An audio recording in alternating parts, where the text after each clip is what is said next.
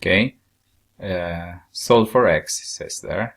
This is now a trinomial, and as you can see, there is a square there.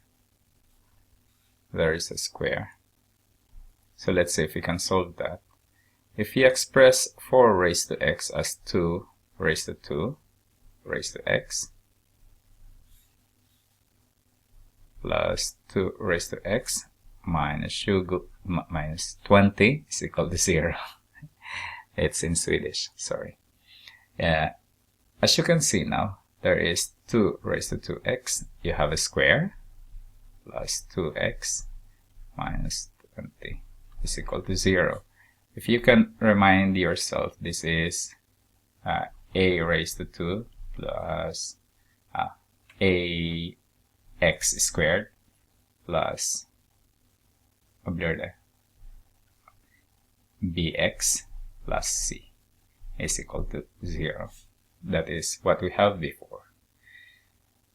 So if I can put this as one of them will be positive and one of them is negative. Is that negative 20? Yes. And this one is 1 times, as you can see, 1 times 2 raised to x. So if we can do this now, 2 raised to x plus 5, and then 2 raised to x minus 4 is equal to 0. Is that alright? 2 times 2 is 4x. That's alright. 2 raised to 2x. That's alright. We got that. And we know that we got also the middle term and the third term. It's alright. And then we solve the equations. We have 2 raised to x plus 5 is equal to 0. If we subtract both sides of the equation by 5, so we have 2 raised to x is equal, this is now 0, negative 5. As you can see, 2 raised to a number will never be negative.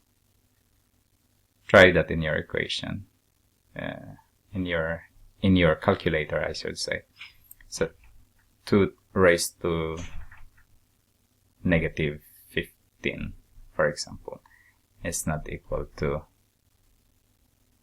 it's not, oh, sorry, it's too much. It's not less than 0. It's not negative. So there is a there will be no number that is less than negative 5. This one is 2 raised to x minus 4 is equal to 0. We add both sides of the equation by 4. So we have 2 raised to x is equal to 4, or 2 raised to 2. Then we know that x is equal to 2. If you can put that in the equation, let's see. So we have 4 raised to 2 plus 2 raised to 2 minus 20. Is that equal to 0? Then we have 16 plus 4 minus 20 is equal to 0. Is that equal to 0? Yes, 0 is equal to 0. So the solution that we have is correct. Let's try another. 9 raised to x is equal to 3x plus 6. Always remember that you need to put it this way.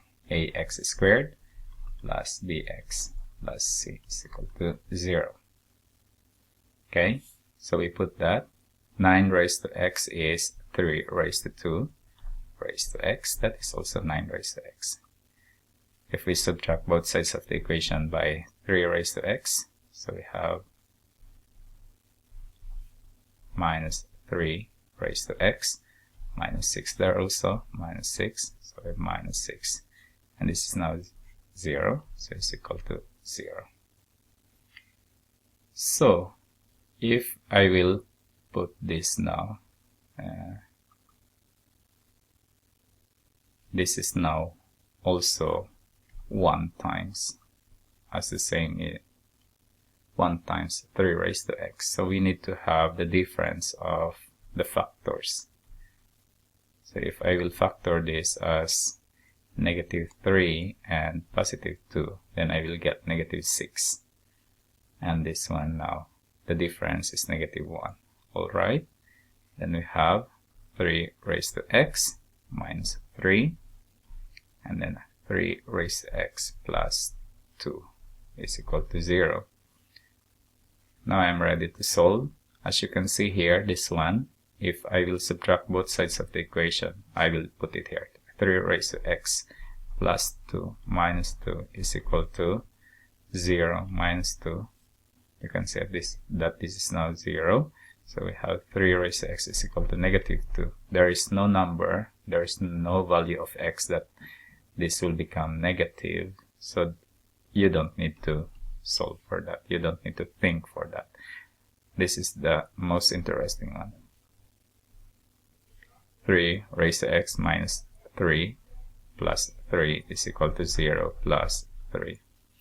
So this is 0. So we have 3 raised to x is equal to 3. And that is, when there is no exponent, it should be raised to 1. And we have x is equal to 1. Let's see if that is what we get. We have 9 raised to 1 is equal to 3 raised to 1 plus 6 is that equal to. So we have 9 is equal to 3 plus 6 is equal to 9. Then it's alright. Let's see this. Okay. Now we know that we have this 25 there is the same as 5, not 25. Sorry for that. 5 raised to 2 raised to x minus 23 times 5 raised to x minus 50 is equal to 0. So if I'm going to factor 50, I should get 23 as the difference. So negative 25 maybe. Yes. And 2. So that is negative 23. Right? Then we have 5 raised to x minus 25, and then we have 5 raised to x plus 2 is equal to 0. This will become negative, so don't think of this now. You only think about this one. Because when we add both sides of the equation, 5 raised to x minus 25 plus 25 is equal to 0 plus 25. So this is not 0. Then we have positive there. 5 raised to x is equal to 25 is 5 raised to 2. Now we have x is equal to 2. Let's check.